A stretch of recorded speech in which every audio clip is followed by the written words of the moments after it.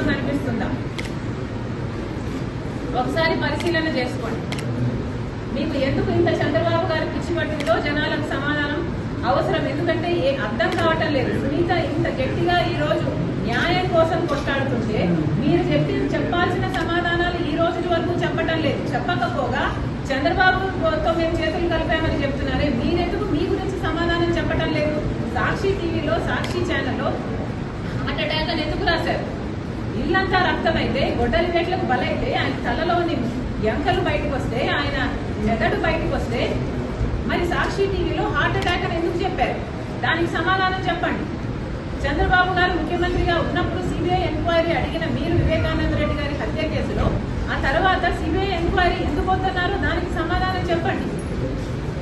అమాయకంగా నిలబడి చూస్తున్నాడు, ఆధారాలు తుడిపేస్తుంటే అని మేనమామయ్య గారే చెప్తున్నారే, మరి దానికి ఏం సమాధానం చెప్తారో చెప్పండి.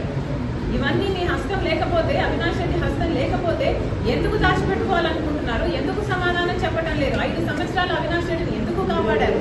మళ్ళీ అదే అవినాష్ రెడ్డికి అక్యూజ్డ్ గా ఉన్న ఇన్కంపెంట్ ఎంపీకి మీరు ఎందుకు టికెట్ ఇస్తున్నారు? మీకు చంద్రబాబు గారు పిచ్చి పట్టిందేమో అని నాకు అనుమానంగా ఉంది. ఒకసారి అద్దం పంపిస్తున్నాను మీకు, దయచేసి అద్దంలో ముఖం చూసుకొని మీకు మీరు కనిపిస్తున్నారా లేక చంద్రబాబు గారు కనిపిస్తున్నారో ఒకసారి టెస్ట్ చేసుకోవాలి.